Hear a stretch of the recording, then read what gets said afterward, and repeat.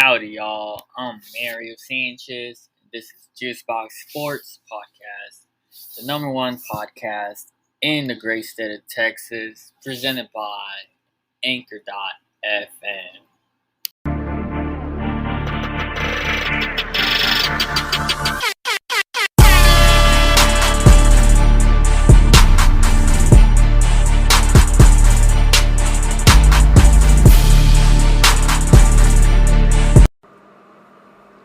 Former Houston Astros outfielder Josh Reddick is currently not on a major league team.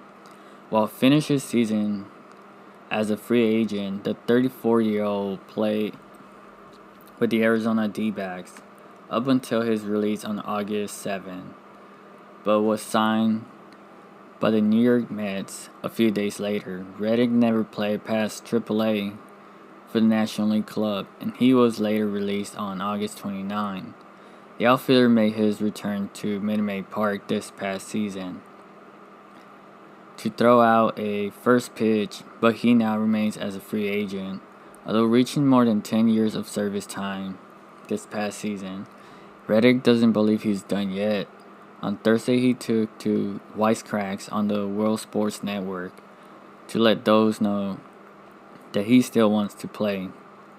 After slashing a career low of 258, 285, and 371, Reddick days in Arizona were cut before the season ended. The veteran reached 10 years of service time while include MLB perks and a pension, but he still has that wants to play.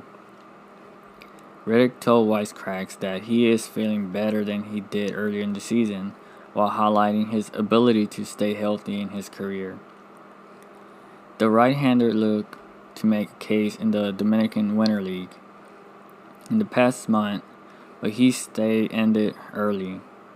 The left-handed played only seven games in the Dominican Republic for Toros del Este, accumulating 21 plate appearances and reaching base 5 times. Reddick departed the league before the season concluded, while possibly looking for more at-bats to showcase his ability to continue playing at a major league level. Reddick could still earn himself a minor league contract this offseason with an invite to spring training. On other news, Dusty's New Year's resolution. After a great season where the Houston Astros finished winning the American League pennant, yet they fell short in the World Series, fans are looking for some resolve for next season. Manager Dusty Baker could use several changes coming into next season that might take the Astros back to the World Series championship team. One is trusting your pitchers. Baker had a short leash on starters both for the postseason and regular season. It will harken back to the days of Larry Dierker, who broke the mold of 5 to 6 inning starts and pushed starters to 7 or 8 in saving the bullpen. With a very small pool of talent in the pen, Baker needs to trust pitchers for his New Year's resolution and start a lot of starters to get into the 7 and 8 inning stretch. Batting order. Instead of the Baker roulette lineup he likes to play through the season, let the best hitters get more at-bats. Top loading the lineup with good contact, high average hitters is the ideal, so the power in the middle has runners to drive home.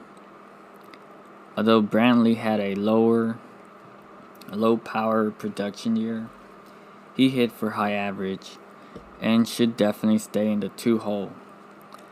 3-2-6 is where the controversy lies, and frankly, it is where should be Jordan Alvarez, Kyle Tucker, and Carlos Correa, hopefully, and Yuli Gurriel. Until Alex Bregman regains his 30 home run and upper 200 average form, he should not be hitting third. Based upon his last year, he should be in the 7th hole after Gurriel. People might decry the move, but if you have the batting champ batting seventh and no one to drive him and hitter after him, you waste valuable runners on base. If a player is struggling, move them down the lineup like Bregman this last year. Making a smarter hitting lineup should be a resolution for Baker for the 2022 season. Playing the small ball could help the team. Baker needs to drill small ball situations to score a runner or two for the postseason. Relying on that long ball in October is not a recipe for success. As we saw it play out against Atlanta, their lefty pitchers took out our only hot hitters in the playoffs, and we couldn't put together a run in crucial moments. If the Astros can get runners on and move them over the scoring positions before 2 outs, they stand a much better chance of getting them in the stranding runners on first all inning. Small ball solution can be a situational hitting practice should be on Baker's resolution list.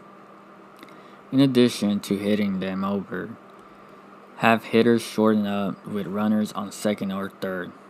I always reference the Mark Grace approach with runners in scoring position. Grace didn't have big power numbers, but always danced around the top of the league in RBIs because he would shorten up and hit the ball to the outfield with runners in scoring position. If the Astros did just a little of that in the World Series, they would have been champions once again. But the Astros left so many runners on base in the game, they lost it. Really would make a huge difference if they hit situationally in those spots. Improving winning percentages only one time in Baker's coaching career has he repeated first place, and that was his last year with the Nationals. In 2017, Baker commanded the Nationals that season into an easy first place, as the National League East was not much of a foe, but then led his team to a collapse in the first round of playoffs, losing 3-2 to former Chicago Cubs team. Thank you for listening to the Juicebox Sports Podcast. This podcast has been brought to you by Raise Energy. Check us out on Instagram at JuiceboxSportsHTX. Till next time.